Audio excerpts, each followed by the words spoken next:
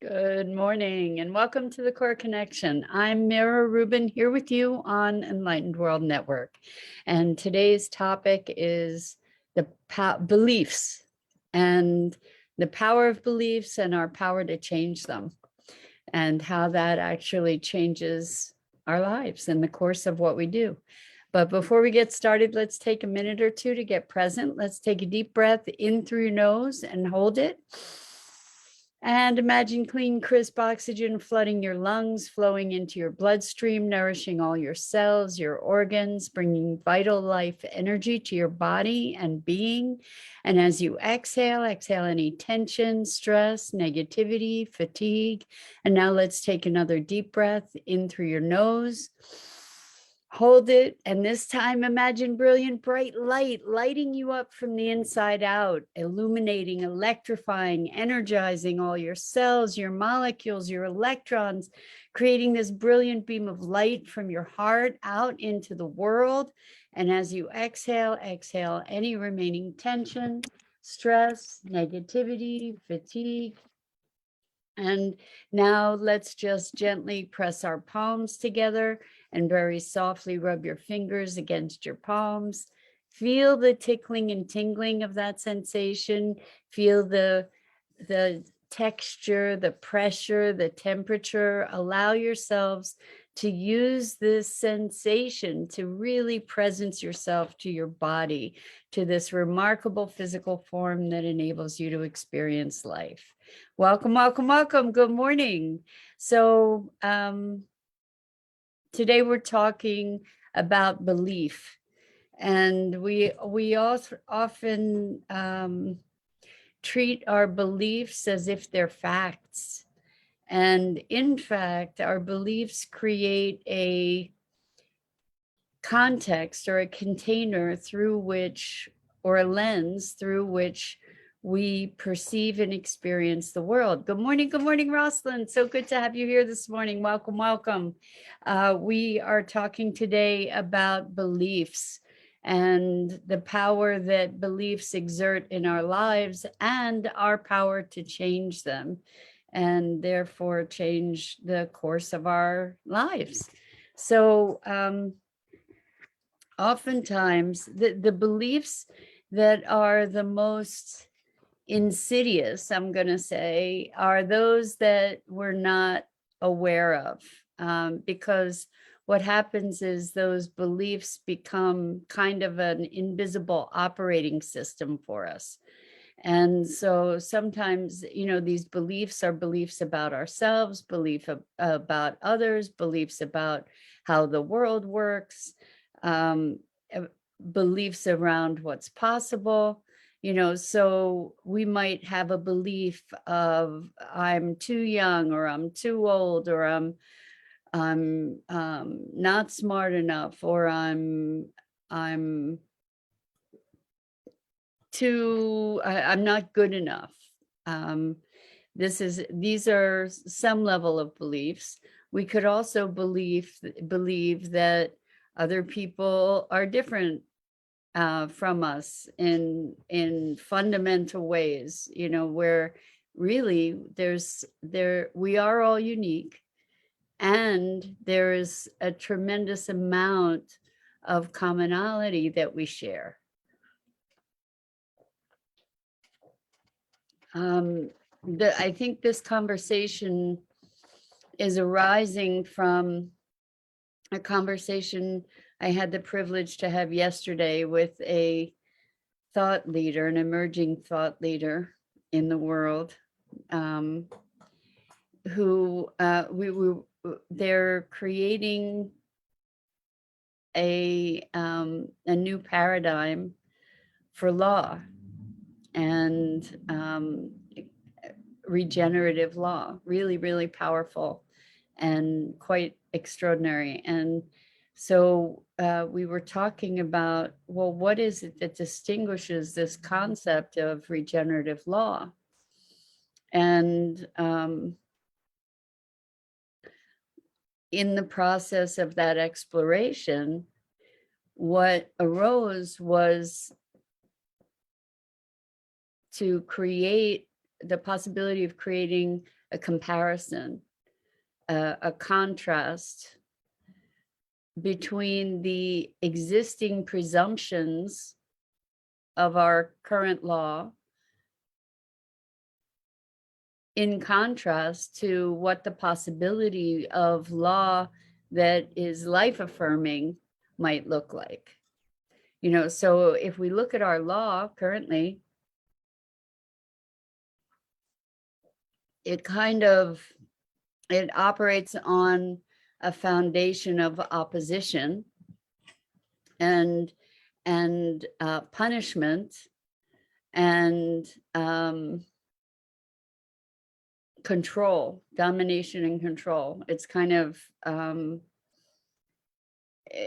of creating polarities, right? So by creating a contrast between something that is working with life-affirming principles rather than death and destruction kinds of principles, it turns things around a lot. So this notion of the comparing and contrasting the assumed beliefs that we don't even examine came from my reading a tome by a regenerative economist named John Fullerton. And it's called Regenerative Capitalism, How Universal Principles and Patterns Will Shape Our New Economy. And what he did in that so brilliantly, I thought, was to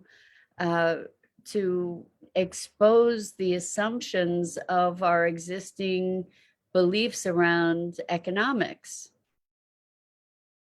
And so one of those beliefs is that we're individuals separate from the world, and that our money circulation doesn't have anything to do with quality of life or the environment, or that economies could exist separate from this greater system. I mean, there's this assumption that economics is its own thing and that it's a driver of the universe, even though it is extracted and often hostile to the things that give us life, right? So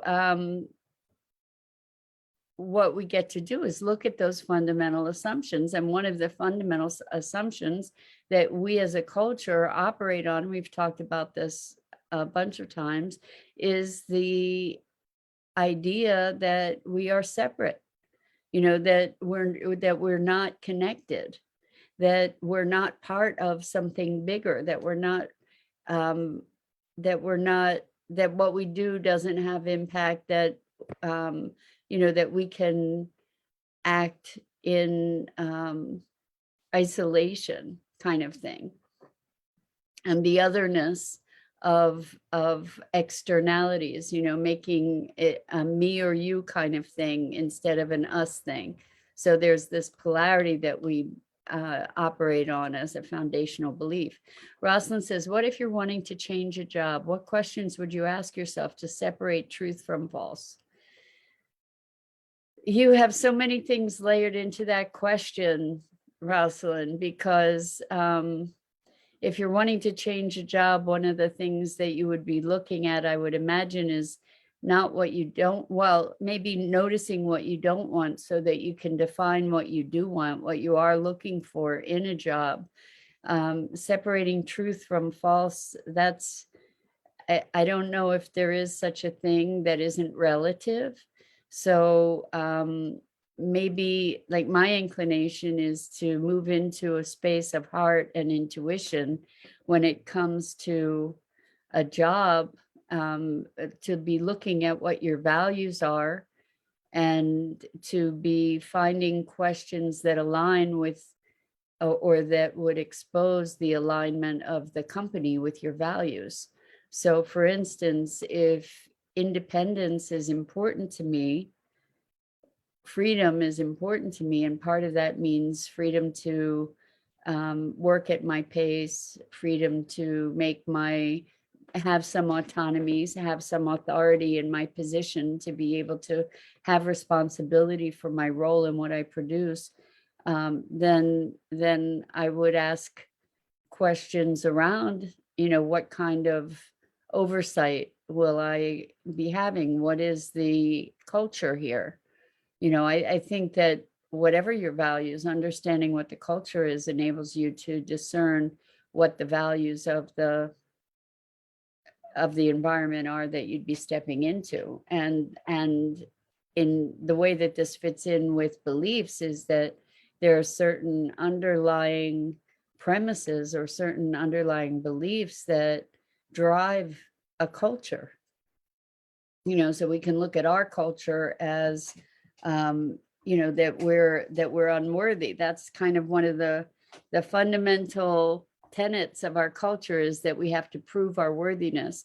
And we prove our worthiness through all kinds of externalities, because we're not sufficient in and of ourselves, right? So the externalities that we prove ourselves through are our credentials, our social standing, our possessions, our our knowledge. There are all different ways that we attempt to validate ourselves, right? So when we understand, like, if it's a culture of cooperation, what does that look like? What does that mean? That's different than if we're competing for positions, right? If it's a culture based on efficiency, performance, and achievement, then we get to dig deeper to see, well, what does that mean? And does it mean that everybody's climbing over each other to get to the next highest rung on the ladder? Or, so understand that beliefs are the underpinning of culture, whether it's your own culture, your personal culture, or your personal way of experiencing the world, or whether it's a family culture or a religious culture or a racial culture or ethnic culture, rather. So there are all different levels of culture, and there are underlying beliefs that define the armature for the structures that are then built.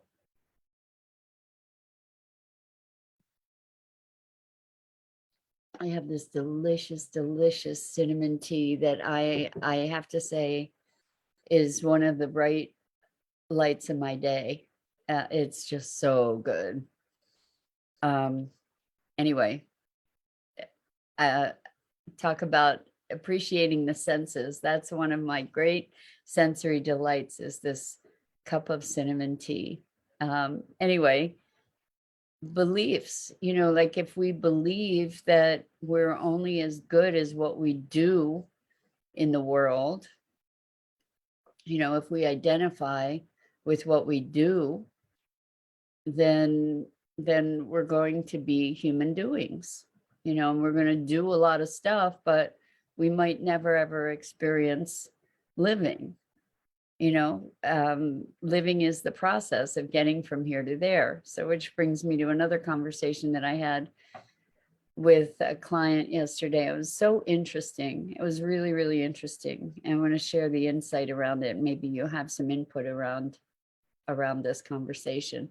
So, and it has to do with belief, I think.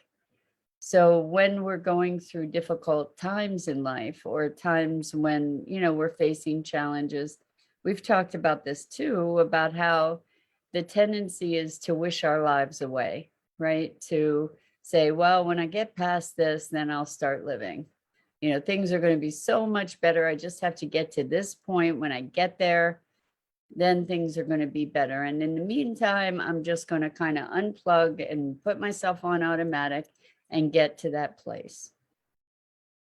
And that's a pattern that a number of us developed as a survival mechanism to be able to endure difficulties to be able to just survive the way that we do that or have done that, and it allowed us to survive, was by dissociating, disconnecting, unplugging, just, kind of waiting it out, just on automatic pilot until we get to the other side. And the thing is that's a belief that if I'm on automatic pilot, that's going to help me survive. And at one point, most likely, it was a valuable and life-saving belief. However, circumstances change, and the strategies that we've developed for interacting with those situations become less than useful, and in many cases produce exactly the opposite effect. So they like in this particular situation, what was happening is that there was a challenge that this person was experiencing in life, and there are also a lot of really wonderful things going on for this person in life. And what was happening is that there was a part of them that was still committed to shutting down, to disconnecting, to dissociating in order to get to the other side of this situation. However, in the process of doing that, what they were doing is deadening themselves to all the other goodies that were going on in their lives, where they could have just been really focused on the goodies and diminishing the importance of the challenges, right? Like recognizing, yeah, that's happening, and I still get to smell the flowers along the way, right? Instead of, well, that's happening, so no flowers for me until it's over, and or fewer flowers for me because I'm not going to allow myself to enjoy as long as that's happening. Good morning, Rebecca. So good to have you here with us. Rebecca says, I like we are going to be human doings, not beings. In fact, that the path we are on, and this is not good at all. Oh, it is in fact the path we are on, and this isn't good at all. Thank you for the insights. Rebecca from Uganda. So wonderful to have you here. Wow, we're making this an international morning. So good to be here with you, Rebecca. Thanks for joining us. So what we're talking about today is belief, and that beliefs are not immutable. Beliefs are constructs, and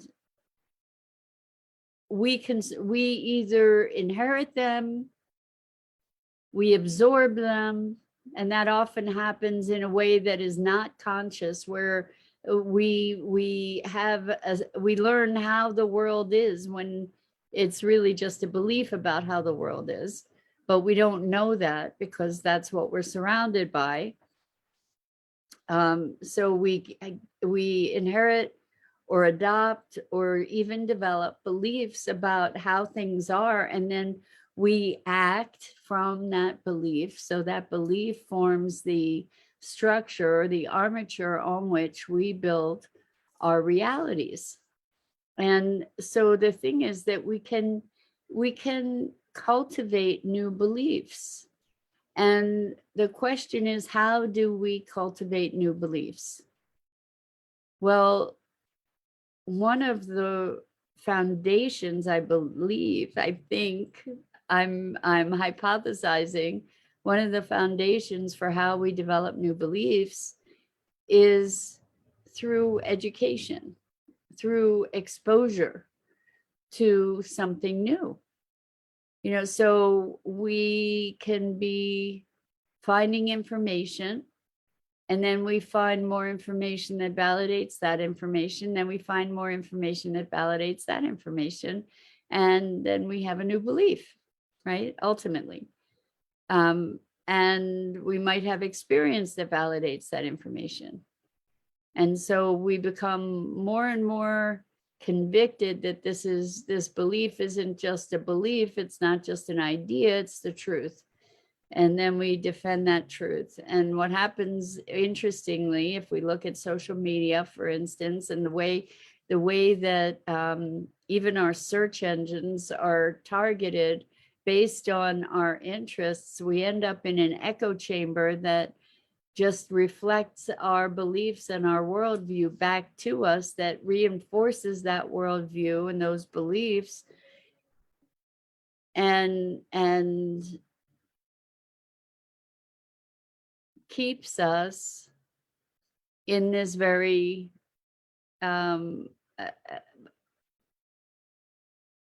tightly meshed sense of truth. So this goes back to my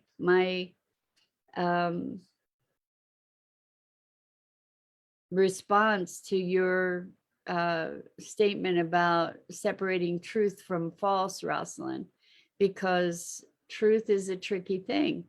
You know,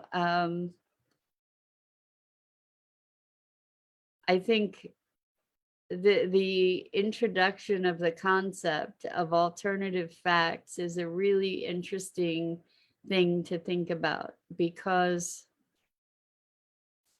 we can look at something that is observable,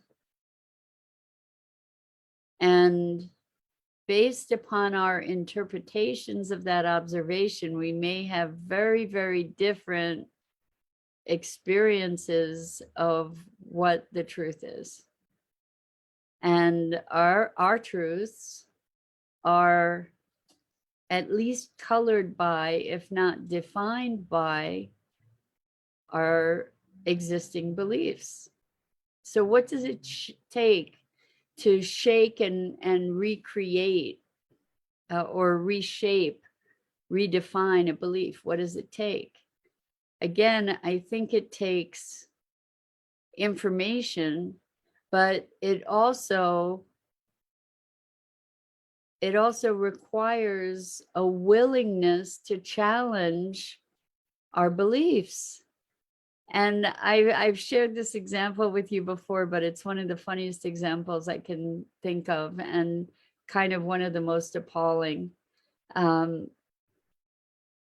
Years and years ago, when I first learned, whoops, knocked something over. When I first learned muscle testing, specialized kinesiology, is a way to be able to use this in its purest form. It's a way to be able to use the strength or weakness of the muscle to determine if something is strengthening or weakening the body. But it also can be used as a way to connect with and communicate with the other than conscious intelligence. And so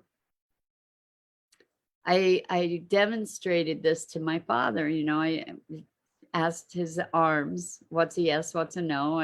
And I was able to demonstrate that I got answers from his body.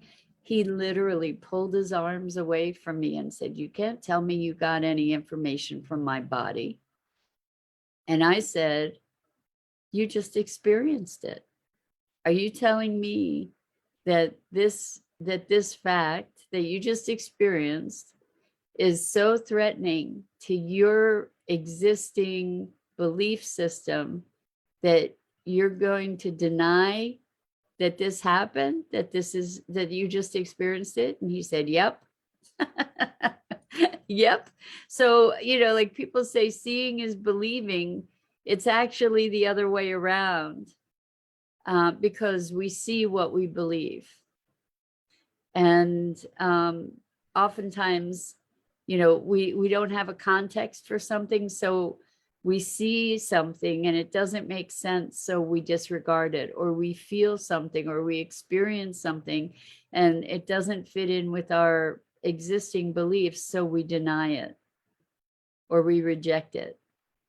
You know, we can see that with the UFO phenomena that have been happening for centuries even. You know, it was really interesting. 2 days ago, I think, there was a Senate hearing. I think it was a Senate or congressional hearing on, they're not calling them UFOs anymore because I guess that has too many connotations. It's UAFs, unidentified aerial, UAPs, unidentified aerial phenomena. But there was a hearing about it because one of the things that I got to hear as I was listening to it, there was a public facing hearing. I'm sure you could find a recording of it on YouTube, and there was a private facing hearing. But one of the things that was spoken is that the military personnel that report such things are often subject to being discredited because there's this deeply held belief that such a thing can exist, despite thousands and thousands of reports through the military, through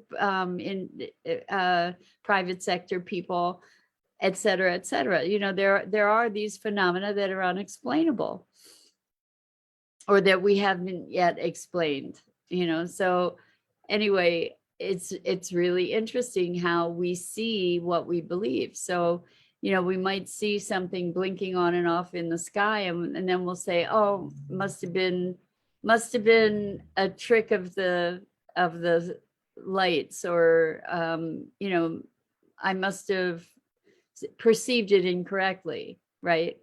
There's the story about how when the Spanish ships came to the United States or to America, that the native peoples didn't perceive it because they had no context for what that thing could possibly be. They couldn't see it. So belief is a very, very interesting and powerful thing, and it becomes something, it is an unconscious driver for us individually and culturally until we can bring our conscious awareness to the beliefs, and then we get to examine them and challenge them and transform them, because we often have beliefs that are prescribing limits that we get to live beyond, that we get to defy. We get to defy those limits.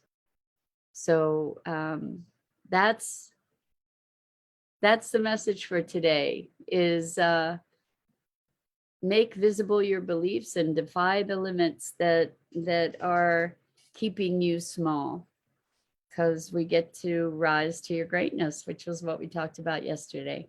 So that's it for this morning. I'm Mira Rubin. This is the Core Connection, and I go live here on the Enlightened World Network Facebook page each weekday morning at 9 a.m. Eastern. And I invite you to please check out the other awesome programming on Enlightened World Network, Enlightened World Living, EWN One with the Earth. And good morning, Dido. So glad to have you here with us. Good morning, April. So glad to have you here with us. And Rosalind says, Rosalind, why do you wait till the last minute to ask a provocative question? You're so funny. So where context didn't exist before, something to think about. Oh, you didn't ask a question. I didn't even get to read it. I'm glad to leave you with a food for thought. And I so appreciate you and appreciate your input and joining me in these conversations. And until next time, which I hope is really, really soon, so much love.